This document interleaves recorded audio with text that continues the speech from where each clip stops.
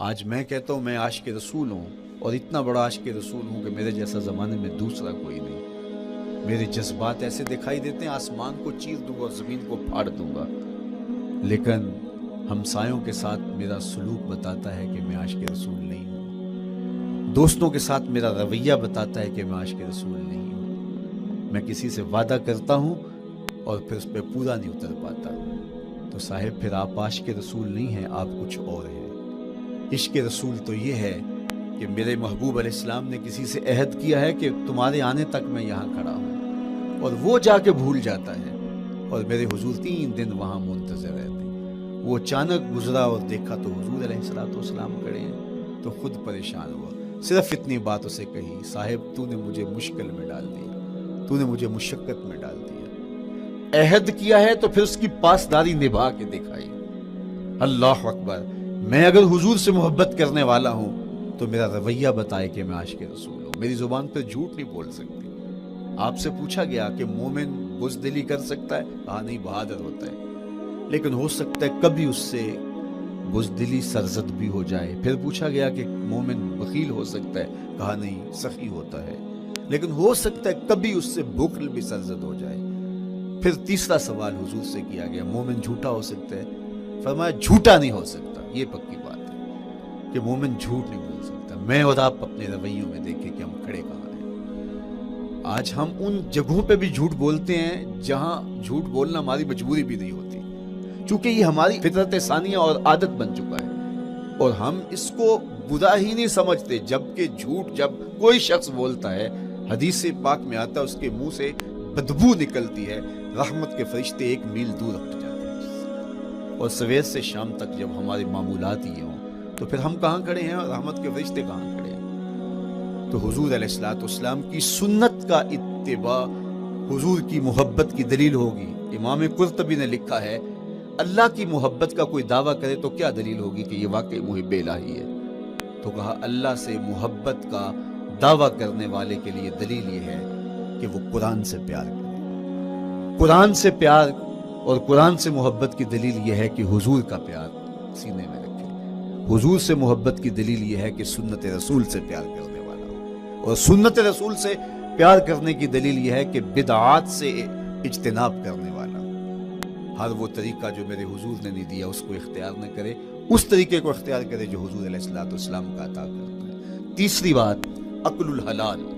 یہ وہ بنیادی اصول ہیں جو ہماری زندگیوں میں اتر جانے چاہیے، اور ہم ایک صالح اور خوبصورت انسان بن کے اس معاشرے کا حصہ بن سکتے ہیں۔ عقل حلال زندگی میں شامل ہو تو زندگی کو جمال نصیب ہوتا ہے، اور باطن اور ظاہر کو طمانینت نصیب ہوتی ہے۔ اگر رزق پاک نہیں ہے تو آپ کعبے بھی جائیں تو وہاں بھی آپ محروم پلٹیں گے۔ میرے حضور علیہ السلام نے فرمایا، ایک بندہ لمبا سفر کر کے گیا، اشعث اغبر کے لفظ ہیں، اس کے بال بکھرے ہوئے ہیں، سفر کی گرد پڑی ہوئی ہے، اور لباس بھی پھٹا ہوا ہے، شکستہ حالت، پراگندہ صورت، اور کھڑا ہے کعبۃ اللہ کے سامنے، یمد یدیہ، دونوں ہاتھ لمبے کر کر کے دعا مانگ رہا ہے، اور کیا کہتا ہے؟ اے اللہ، اے اللہ، وَمَطْعَمُهُ حَرَامٌ وَمَشْرَبُهُ حَرَامٌ وَمَلْبَسُهُ حَرَامٌ وَغُذِّيَ بِالْحَرَامِ۔ فرمایا اس کا کھانا حرام کا ہے، اس کا پینا حرام کا ہے، اس نے جو لباس پہنا ہے وہ حرام کا ہے۔ میرے حضور فرماتے ہیں، بتاؤ اس کی دعا کیسے قبول ہوگی؟ اب لمبا سفر کاٹ کے حرم کعبہ میں پہنچے، غلاف کو پکڑ پکڑ کے دعائیں کر رہے ہیں، لمبے لمبے ہاتھ کر کے دعائیں مانگ رہے ہیں، ملتزم سے لپٹا ہوا ہے، حتیم میں سجدہ ریز ہو کے رو رو کے دعائیں مانگ رہے ہیں، لیکن دعا قبول نہیں ہوتی۔ کیوں؟ اس لیے کہ اس کے پیٹ میں لقمہ حرام کا ہے، اس کے بدن پہ لباس حرام کا ہے۔ تو اسلام نے جتنا زور حلال کمانے، حلال کھانے اور حلال اختیار کرنے پر دیا ہے، تو ایک مومن اگر اسلام کے مبادیات سے بھی آگاہ ہو تو اس کی تو زندگی کے اندر جو ہے وہ حرام گھس ہی نہیں سکتا ہے، بلکہ وہ مشکوک سے بھی اجتناب کرے۔ چوتھی چیز، کف الاذی۔ اپنے آپ کو ایسا بناؤ کہ تمہارے وجود سے کسی کو ضرر اور تکلیف نہ پہنچے۔ ہمارا اسلام تو ہمیں یہ بتاتا ہے کہ تم پیاز یا لہسن کھا کے مسجد میں نہ جاؤ کہ تمہارے منہ سے جو سمیل آتی ہے اس سے کسی کو تکلیف نہ پہنچے۔ تو یہ اسلام کی دی ہوئی تعلیمات ہیں کہ مسجد میں بھی جانا ہے تو اپنے آپ کو دیکھو کہ تمہاری حالت کیا ہے، تمہاری وجہ سے کسی کو تکلیف نہ پہنچے، تمہارے رویے اتنے خوبصورت ہوں، تمہارے ہمسائے بتائیں کہ یہ واقعی مسلمان ہے۔ مسلمان کی تعریف کی گئی، المسلم من سلم المسلمون من لسانہ و یدہ۔ مسلمان کون ہے؟ جس کے ہاتھ سے، جس کی زبان سے دوسرا مسلمان بھائی محفوظ ہے، تو وہ مسلمان ہے۔ اللہ اکبر۔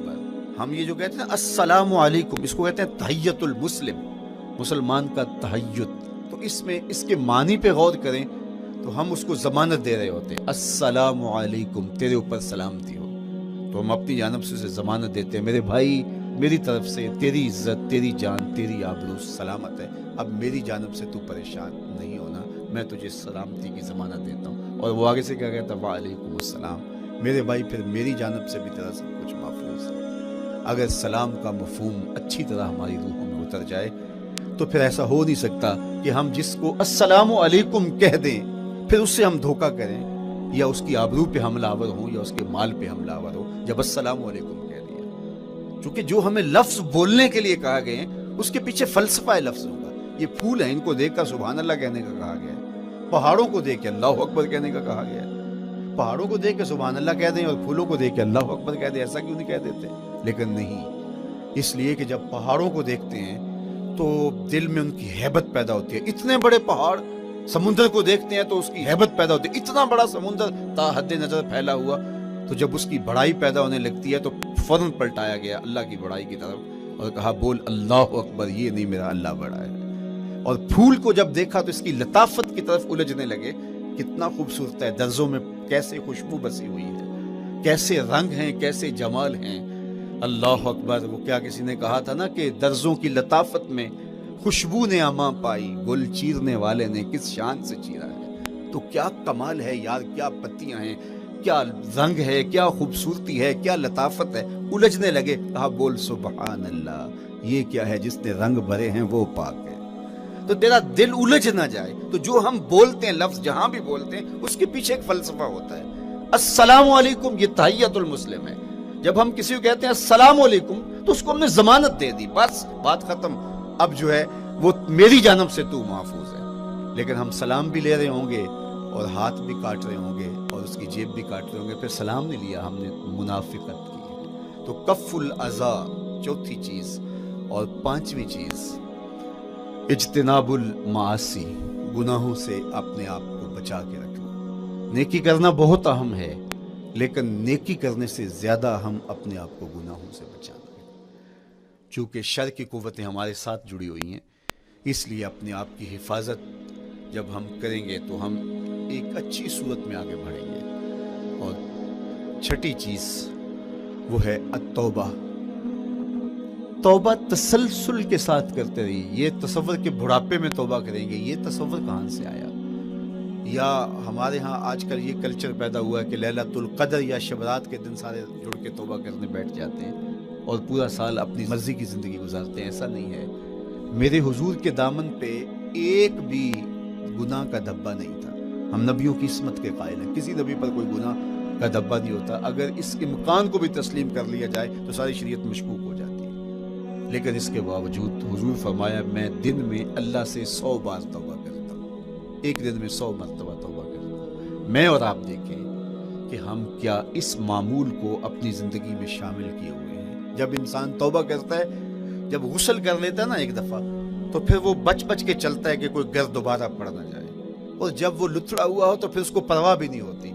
اس لیے ہمیں بار بار غسل کرنے کی، بار بار توبہ کرنے کی تلقین کی گئی ہے تاکہ ہم پھر نئے گناہوں سے بچتے رہیں گے۔ تو اپنی زندگی میں توبہ کا تسلسل کیجئے، شام سویرے صبح بار بار اللہ سے توبہ کی اور رجوع کیجئے۔ اور آخری چیز ادا الحقوق، حقوق کا ادا کرنا۔ ہمارے ذمے جو حقوق عائد ہوتے ہیں وہ ہمارے والدین کے ہیں، وہ ہمارے بہن بھائیوں کے ہیں، وہ ہمارے دوستوں کے ہیں، ہمسایوں کے ہیں، ہمارے اساتذہ کے ہیں، کلاس فیلوز کے ہیں۔ وہ حقوق حتیٰ کہ جانوروں کے کیوں نہ ہوں تو ان حقوق کو ہم ادا کرنے والے دستبردار نہیں ہو سکتے ہم ان حقوق سے۔ یہ مومن کی زندگی ہے، یہ ہمارا نظم حیات ہے، یہ اسلام کا دیا ہوا منشور ہے، یہ طریقہ زندگی ہے کہ ہم ایک ایک کے حق کو ادا کرتے ہوئے اپنی اپنی زندگی کو بسر کریں. بالخصوص میں طلباء سے مخاطب ہوں کہ یہ عمر تربیتی اعتبار سے سب سے اہم عمر ہے. سیدنا علی المرتضیٰ رضی اللہ تعالیٰ عنہ فرماتے ہیں کہ 15 سال سے لے کر کے 20 سال تک کی عمر میں انسان کے نظریات پختہ ہوتے ہیں اور اس کی عادتیں جمتی ہیں. یہ دوسرے کہتے ہیں 13 سے 19 سال تک کی عمر، وہ کہتے ہیں یہ بڑی اہمیت کی حامل ہے. تو ہم سے غلطی ہوئی کہ ہم ٹکڑوں میں بٹ گئے، ہم گروہوں میں بٹ گئے، اور اس کا نتیجہ کیا ہے؟ آج پوری امت زخم زخم ہے، پوری امت لہو لہو ہے.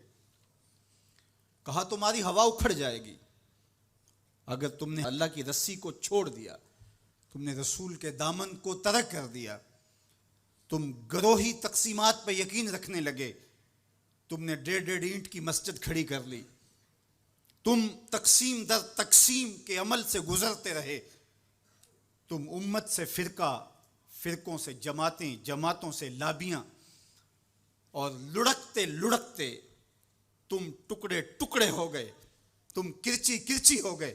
وَكَذَلِكَ جَعَلْنَاكُمْ أُمَّةً، ہم نے تو امت بنایا تھا تمہیں، تم نے اپنے آپ کو بانٹ لیا، تم ایک دوسرے کا گریبان نوچنے لگے، تم ایک دوسرے کے جبے پھاڑنے لگے، تم ایک دوسرے کے لیے نفرتوں کے بیج بونے لگے، تمہاری زبانیں انگارے اگلنے لگیں، تم ممبر و محراب کے تقدس کو پامال کرنے لگے، تم خواہشات کے غلام بن گئے، تم آرزوؤں کے نوکر بن گئے، تم اپنے نفس کی غلامی میں آ گئے.